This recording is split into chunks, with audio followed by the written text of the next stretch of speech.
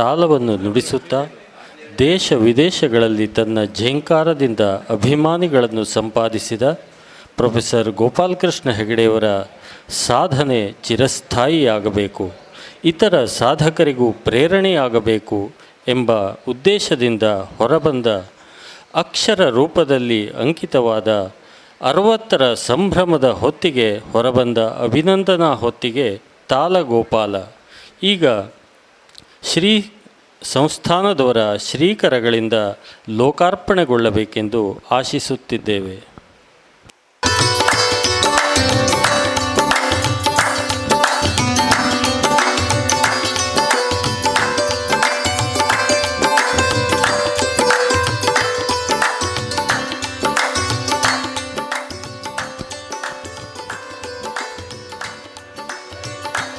ಅಭಿನಂದನಾ ಗ್ರಂಥ ತಾಲಗೋಪಾಲವನ್ನು ಲೋಕಾರ್ಪಣೆಗೊಳಿಸಿದ ಶ್ರೀ ಸಂಸ್ಥಾನದವರಿಗೆ ಕೃತಜ್ಞತೆಗಳನ್ನು, ಧನ್ಯವಾದಗಳನ್ನು, ನಮಸ್ಕಾರಗಳನ್ನು ಸಮರ್ಪಿಸ್ತಾ ಇದ್ದೇವೆ.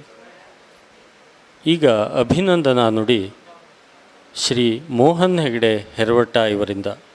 ಶ್ರೀ ರಾಮಚಂದ್ರಾಪುರ ಮಠದ ಶಾಸನ ತಂತ್ರ ವಿಭಾಗದ ಅಧ್ಯಕ್ಷರಾಗಿ ಸೆಲ್ಕೋ ಸೋಲಾರ್ ಸಂಸ್ಥೆಯಲ್ಲಿ ಉನ್ನತ ಹುದ್ದೆಯನ್ನು ಅಲಂಕರಿಸಿರುವ ಇವರು ಶ್ರೀ ಸಂಸ್ಥಾನದವರಿಂದ ಜೀವನ ಭಾಸ್ಕರ ಪ್ರಶಸ್ತಿಯನ್ನು ಪಡೆದವರು ಮತ್ತು ಯಕ್ಷಗಾನ ತಾಳಮದ್ದಲೆಯ ಪ್ರಸಿದ್ಧ ಅರ್ಥಧಾರಿಗಳು, ಉತ್ತಮ ವಾಗ್ಮಿಗಳು.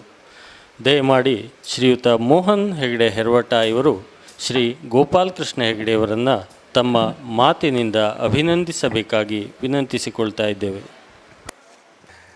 ಅಖಂಡ ಮಂಡಲಾಕಾರಂ ವ್ಯಾಪ್ತಂ ಏನ ಚರಾಚರಂ ತತ್ಪದಂ ದರ್ಶಿತಂ ಏನ ತಸ್ಮೈ ಶ್ರೀ ಗುರವೇ ನಮಃ.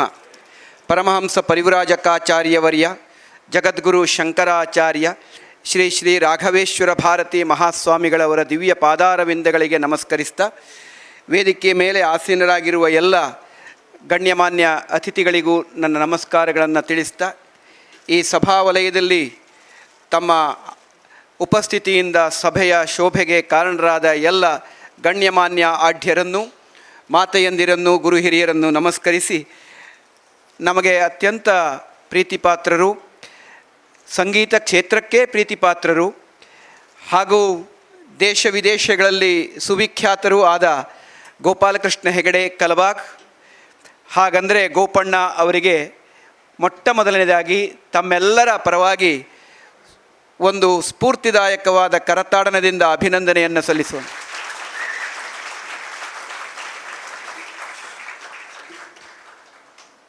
ಸಾಮಾನ್ಯವಾಗಿ ಯಾವುದಾದರೂ ಒಂದು ಕ್ಷೇತ್ರದಲ್ಲಿ ಒಂದು ವ್ಯಕ್ತಿಗೆ ಸಿದ್ಧಿ ಬರಬೇಕು ಅಂತಂದರೆ ಏನು ಮಾಡಬೇಕು? ಅದಕ್ಕೆ ಶಾಸ್ತ್ರಕಾರರು ಹೇಳಿದರು, ಗುರುನಿಷ್ಠೆ, ನಿರಂತರತೆ, ಅಭ್ಯಾಸ, ಶ್ರದ್ಧೆ, ಇದು ಬೇಕೇ ಬೇಕು. ನಮ್ಮ ಗುರುಗಳು ಒಂದು ಮಾತು ಹೇಳಿದರು. ಇದೇ ವರ್ಷ ಶಂಕರ ಪಂಚಮಿ ಆಮಂತ್ರಣ ಪತ್ರಿಕೆ ಬಿಡುಗಡೆ ಮಾಡುವ ವರ್ಧಂತಿಯ ಸಂದರ್ಭದಲ್ಲಿ ಏನಂದರೆ, ಶ್ರದ್ಧೆಯಿಂದ ನಿರಂತರತೆಯನ್ನು ಕಾಪಾಡಿಕೊಂಡರೆ ಸಾಧಕನಾಗ್ತಾನೆ, ಸಾಧನೆ ಮಾಡಿ ಸಾಧಕನಾಗ್ತಾನೆ. ಸಾಧಕನೇ ಆದ ಮೇಲೆ ಸಿದ್ಧಿಯನ್ನು ಗಳಿಸಿಕೊಳ್ಬೇಕು. ಆ ಸಿದ್ಧಿಯಿಂದ ಪ್ರಸಿದ್ಧಿ ಬರಬೇಕು. ಅದು ನಿಜವಾದ ಅರ್ಥಪೂರ್ಣವಾದ ವ್ಯಕ್ತಿತ್ವ ಅನಾವರಣ ಅಂತ ಹೇಳಿದರು. ನಾನೊಂದು ಕತೆ ಹೇಳಬೇಕು. ಏನಂದರೆ, ಬಡತನ ಇದೆಲ್ಲ ಸಾಮಾನ್ಯ, ನಾವು ಕೇಳ್ತೇವೆ. ಬಹಳ ಬಡತನದಿಂದ ಮೇಲೆ ಬಂದರು, ಈ ಮಾತುಗಳನ್ನು ಕೇಳ್ತೇವೆ. ಆದರೆ ಬಡತನ ಯಾವತ್ತೂ ಶಾಪವಲ್ಲ. ಬಡತನ ಸವಾಲು. ಬಡತನದಲ್ಲಿ ನಾವು ಸವಾಲನ್ನು ಎದುರಿಸ್ತಾ ಸಾಗಿದರೆ ಅದು ಹೇಗೆ ನಮ್ಮನ್ನು ಎತ್ತರಕ್ಕೆ ಒಯ್ಯುತ್ತೆ ಎನ್ನುವುದಕ್ಕೆ ನಮಗೆ ಆಗಾಗ ಕೆಲವು ನಿದರ್ಶನಗಳು ಕಾಣ್ತವೆ. ಹಾಗೊಬ್ಬ ವ್ಯಕ್ತಿ ಇದ್ದರು. ಅವರು ಅಂತೂ ಇಂತೂ SSLCವರೆಗೆ ಬಂದಿದ್ದರು. ಆದರೆ ಅದೇ ವಿದ್ಯಾಲಯದಲ್ಲಿ ಅವರಿಗೆ SSLCಯ ಪರೀಕ್ಷೆ ಕಟ್ಟೋದಕ್ಕಾಗಲಿಲ್ಲ. ಯಾಕೆಂದರೆ ಪರೀಕ್ಷೆ ಕಟ್ಟೋದಕ್ಕೆ 3 ತಿಂಗಳು ಇರುವಾಗ ಅವರಿಗೆ ಅನಿವಾರ್ಯವಾಗಿ ಬೇರೆ ಒತ್ತಡ ಬಂದು ಪರೀಕ್ಷೆ ಬರೀಲಿಕ್ಕಾಗಲಿಲ್ಲ.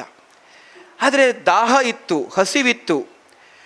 ಅವನು ಏನು ಮಾಡಿದರು, ತನ್ನ ಓರಗೆಯ ಗೆಳೆಯರೊಂದಿಗೆ ಸೇರಿ ಕೇಳಿದರು, ನಮ್ಮ ಜಿಲ್ಲೆಯಲ್ಲಿ ಹೀಗೊಂದು ಶಾಲೆಗಿದೆ. ಆ ಶಾಲೆ ತುಂಬ ಒಳಗಡೆ ಇದೆ, ಅಂದರೆ ದೂರದಲ್ಲಿದೆ, ಇಂಟೀರಿಯರ್ ಪ್ಲೇಸಲ್ಲಿದೆ ಅದು. ಅಲ್ಲಿಗೆ ಹೋದರೆ ನೀವು ಕಾಪಿ ಹೊಡೆದಾದರೂ ಸರಿ ಪಾಸಾಗ್ಬೋದು SSLC ಅಂತ. ಆಸೆ ಬಂತು, ಹೇಗಾದರೂ ಪಾಸ್ ಮಾಡಬೇಕಲ್ಲ SSLC ಅಂತ. ಅಲ್ಲಿಗೆ ಹೋದರೆ ಅವ್ರ ಗ್ರಾಚಾರ ಬಿಡಲಿಲ್ಲ. ಯಾವತ್ತು SSLC ಪರೀಕ್ಷೆ ಬರಿಬೇಕಿತ್ತೋ ಆ ಹೊತ್ತೇ ಮೇಲಧಿಕಾರಿಗಳು ಅಲ್ಲಿಗೆ ಪ್ರವೇಶ ಮಾಡಿದರು. ಅಲ್ಲೊಂದು ವ್ಯವಸ್ಥೆ ಇತ್ತು, ದೊಡ್ಡ ಬಯಲು, ಅಲ್ಲೊಂದು 4 ಕಟ್ಟೆ, ಅಲ್ಲೆಲ್ಲ ಗಂಟೆಗಳು. ಹಾಗಾಗಿ ಯಾರೇ ಇನ್ಸ್ಪೆಕ್ಟರ್ ಬಂದರೂ ಅಲ್ಲಿ ಕುಳಿತ ಊರಿನವರು ಗಂಟೆ ಬಾರಿಸ್ತಿದ್ರು. ಆದ್ದರಿಂದ ಕಾಪಿ ಹೊಡೆಯೋರೆಲ್ಲರೂ ಓಡಿ ಹೋಗ್ತಿದ್ರು. ಆದರೆ ಈ ಪುಣ್ಯಾತ್ಮರು ಅಲ್ಲಿಗೆ ಹೋದರೆ ಇವ್ರ ಗ್ರಹಚಾರಕ್ಕೆ ಆವತ್ತು ಮೇಲಧಿಕಾರಿ ಬಂದು ಅಲ್ಲೇ ಠಿಕಾಣಿ ಹೂಡಿಬಿಟ್ರು. SSLC ಪರೀಕ್ಷೆ ಮುಗಿಯುವಲ್ಲಿಯವರೆಗೂ ಅವರು ಅಲ್ಲಿಯೇ ಠಿಕಾಣಿ ಹೂಡಿದರು. ಹಾಗಾಗಿ ಕಾಪಿ ಹೊಡೆಯುವ ಸಂದರ್ಭ ಬರಲಿಲ್ಲ. ಆದರೆ ಹೋದ 4 ಜನರಲ್ಲಿ ಒಬ್ಬರು ಮಾತ್ರ ಪಾಸಾದರು. ಹಸಿವೆಯನ್ನು ಗಮನಿಸಿ. ಅದೇ ವ್ಯಕ್ತಿ ನಮ್ಮ ಗೋಪಾಲಕೃಷ್ಣ ಹೆಗಡೆಯವರು. ಇಷ್ಟಕ್ಕೆ ಮುಗಿಲಿಲ್ಲ. ಹೀಗೆ SSLCಯನ್ನು ಅತೀವ ದಾಹದಿಂದ ಪಾಸ್ ಮಾಡಿ ನೇರವಾಗಿ ಯೂನಿವರ್ಸಿಟಿಯಲ್ಲಿ PG ಡಿಪ್ಲೊಮಾವನ್ನು ಮಾಡಿ UGCಯಿಂದ ಮಾನ್ಯತೆ ಪಡೆದ ಪ್ರೊಫೆಸರ್ ಆಗಿ ಹೊನ್ನಾವರ ಕಾಲೇಜಿಗೆ ಬಂದರು. ನಾನು ಈ ಮಾತನ್ನು ಯಾವ ಉದ್ದೇಶದಿಂದ ಹೇಳಿದ್ದೇನೆ ಗೊತ್ತಾ? ಒಂದು ವ್ಯಕ್ತಿಗೆ ವಿದ್ಯಾಭ್ಯಾಸದ ಹಸಿವಿದ್ದರೆ ತನ್ನ ಆಯ್ಕೆಯ ಮಾನದಂಡಗಳನ್ನು ಹೇಗೆ ಬಳಸಿಕೊಂಡರೂ ಒಂದು ನಿಖರವಾದ ನಿಷ್ಠೆ, ಶ್ರದ್ಧೆ, ಅದರಿಂದ ತಾನು ಹೀಗೆ ಬರಲೇಬೇಕು ಅಂತ ಹಠ ಮಾಡಿ ಗೆಲ್ಲುವರಿದ್ದಾರಲ್ಲ, ಅಂತಹದ್ದು ವ್ಯಕ್ತಿಗಳಿಗೆ ಪ್ರೇರಣೆ. ಕಾಪಿ ಹೊಡೆಯುವುದು ಹೇಳುವುದಕ್ಕೆ ವಿಶೇಷ ಮಾನ್ಯತೆ ಕೊಡಬೇಡಿ, ಅದು ಚರ್ಚೆಯ ವಿಷಯ ಅಲ್ಲ, ಅದು ನೀವು ಮೆಚ್ಚುವ ವಿಷಯ ಅಷ್ಟೇ. ಆದರೆ ಆ ದಾಹ, ಅದನ್ನು ಗೌರವಿಸಬೇಕು. ಯಾಕೆ ಈ ಮಾತು ಅಂತಂದರೆ ನಿರಂತರತೆಯನ್ನು ಕಾಪಾಡಿಕೊಂಡರು.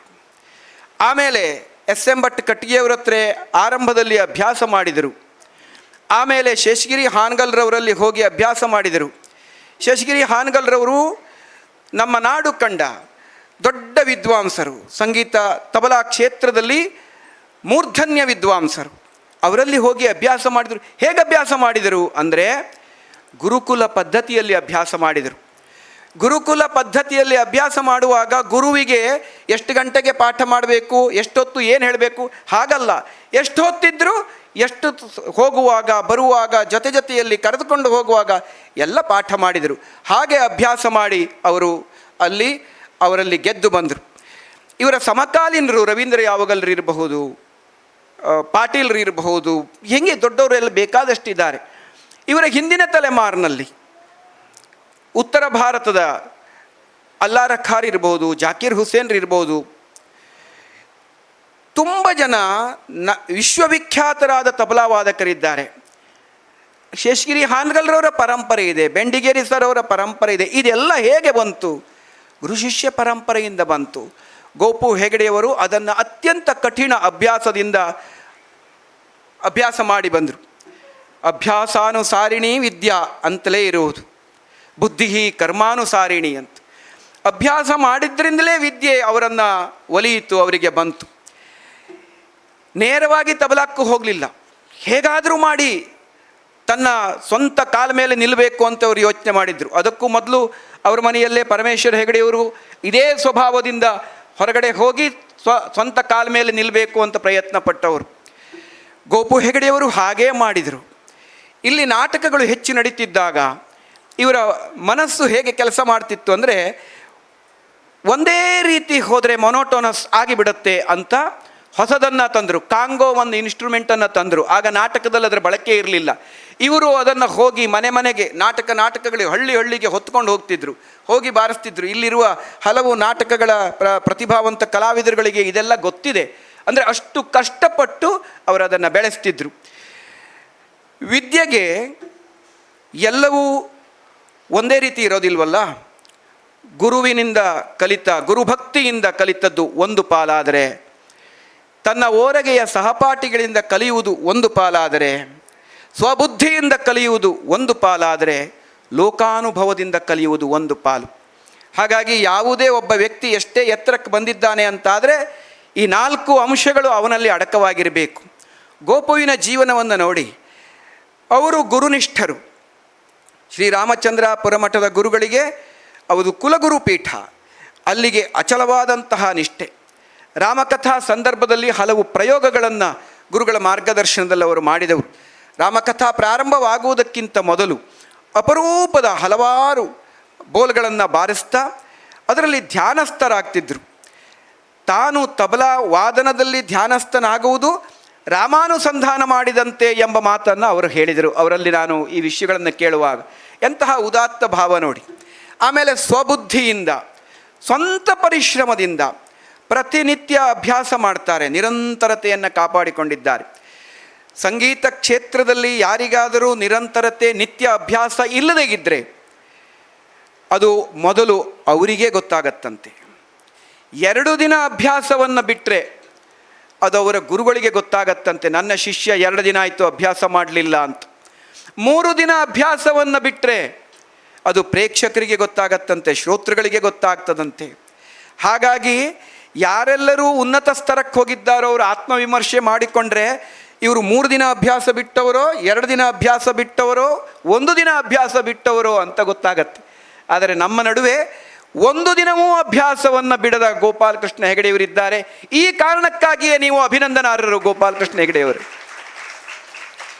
ಇದಿಷ್ಟರ ಜೊತೆಯಲ್ಲಿ ತುಂಬ ಸಾಧನೆಯನ್ನು ಮಾಡುವಾಗ ಸಂದೇಹಗಳು ಬರ್ತಾವೆ. ಅಭ್ಯಾಸ ಮಾಡ್ತಾ ಮಾಡ್ತಾ ಹೋಗುವಾಗ ನಿಶಿತ ಮತಿಗಳಿಗೆ, ತೀಕ್ಷ್ಣ ಮತಿಗಳಿಗೆ ಏನೋ ಕೊರತೆ ಅಂತ ಕಾಣುತ್ತೆ. ಗೋಪಾಲಕೃಷ್ಣ ಹೆಗಡೆಯವರಲ್ಲಿ ಕೇಳಿದೆ, ಉತ್ತರ ಭಾರತದ ಹಿಂದೂಸ್ತಾನಿ ಸಂಗೀತ ಪರಂಪರೆ ದಕ್ಷಿಣದಲ್ಲಿ ಇಷ್ಟು ಪ್ರವರ್ಧಮಾನಕ್ಕೆ ಬಂದಿದೆಯಲ್ಲ, ಏನು ಕೊರತೆ ಕಾಣ್ತಾ ಇದ್ದೀರಿ ಇದರಲ್ಲಿ ಅಂತ. ಸಹಜವಾಗಿ ಹೇಳಿದರು. ಸಪ್ತ ಸ್ವರಗಳು, 5 ಉಪಸ್ವರಗಳು, ಒಟ್ಟು 12 ಸ್ವರಗಳು, ಅಸಂಖ್ಯ ಸಂಖ್ಯೆಯಲ್ಲಿ ತಾಳಗಳು, ಇವುಗಳನ್ನು ನುಡಿಸುವಾಗ ನಮಗೆ ಸಾಮಾನ್ಯವಾಗಿ ಉತ್ತರ ಭಾರತದ ಸಂತೂರ್ನಂತಹ ವಾದನಗಳಲ್ಲಿ 22 ಸ್ವರಗಳನ್ನು ತೆಗಿಬಹುದು. ನಮ್ಮಲ್ಲಿ ಹಾರ್ಮೋನಿಯಂ ಬಂತು ಪರ್ಷಿಯನ್ದಿಂದ, ಆ ಕಾರಣದಿಂದ ನಮ್ಮಲ್ಲಿ 12 ಸ್ವರ ತೆಗೆಯುವುದೇ ಆಗೋಗಿದೆ. 22 ಸ್ವರ ತೆಗೆಯುವಂತಹ ಕಾಲವನ್ನು ನಾನು ನಿರೀಕ್ಷಿಸ್ತಿದ್ದೆ, ಅಂತಹ ವಾದನ ಬೇಕಿತ್ತು. ವಯಲಿನ್ ಬಂತು, ಅದು ಕರ್ನಾಟಕಿ ಸಂಗೀತದಲ್ಲಿ ಹೆಚ್ಚು ಬಳಕೆಯಾಯಿತು. ಹಿಂದೂಸ್ತಾನಿಯಲ್ಲಿ ಇನ್ನೂ ಅದ ಕೆಲಸ ಕುರಿತಾದಂತಹ ಸಂಶೋಧನೆ ಆಗಬೇಕು ಅಂತ. ಗುರುಬಂಧುಗಳೇ, ನಾನು ಕೇಳ್ತೇನೆ, ಈ ವಿಚಾರ ಒಂದು ವಿಶ್ವವಿದ್ಯಾನಿಲಯದಲ್ಲಿ ನಿರಂತರ ನಡೆಯಬೇಕಾದ ಸಂಶೋಧನೆಯ ವಿಚಾರ. ಇದನ್ನು ನಮ್ಮ ಗೋಪಾಲಕೃಷ್ಣ ಹೆಗಡೆಯವರು ತಮ್ಮ ಲೋಕಾನುಭವದಿಂದ, ಜೀವನಾನುಭವದಿಂದ ಕಂಡುಕೊಂಡಿದ್ದಾರೆ. ಹಾಗಾಗಿ ಹೀಗೆ ಸೂಕ್ಷ್ಮಾತಿ ಸೂಕ್ಷ್ಮ ವಿಷಯಗಳನ್ನು ಹುಡುಕಿ ಗಮನಿಸಿ ಅದಕ್ಕೊಂದು ರೂಪ ರೇಷೆಗಳನ್ನು ಕೊಡುವ ವಿಚಾರದಲ್ಲಿ ಅವರ ಮನಸ್ಸು ಕ್ರಿಯಾಶೀಲ. ಈ ಕಾರಣಕ್ಕಾಗಿಯೇ ನೀವು ಈ ಕಾಲದ ಯುವಕರಿಗೆ ಮತ್ತು ಸಂಗೀತ ಆಸಕ್ತರಿಗೆ ಪ್ರೇರಕರಾಗಿದ್ದೀರಿ, ಸ್ಫೂರ್ತಿದಾಯಕರಾಗಿದ್ದೀರಿ. ಇದಕ್ಕಾಗಿ ನೀವು ಅಭಿನಂದನಾರ್ಹರು ಗೋಪಾಲಕೃಷ್ಣ ಹೆಗಡೆಯವರು. ಇದಿಷ್ಟರ ಜೊತೆಯಲ್ಲಿ ನಿಮ್ಮ ಕುಟುಂಬ, ನಿಮ್ಮ ಧರ್ಮಪತ್ನಿ ಮತ್ತು ಮಕ್ಕಳು, ಇವರೆಲ್ಲರೂ ಅಣ್ಣ ತಮ್ಮಂದಿರು, ಸಮಗ್ರವಾದಂತಹ ಕಲಬಾ ಗೋವಿಂದ ಹೆಗಡೆಯವರ ಕುಟುಂಬ, ಬಂಧು ಬಾಂಧವರು ನಿಮ್ಮನ್ನು ಪ್ರೋತ್ಸಾಹಿಸಿದರು, ಬೆಳೆಸಿದರು.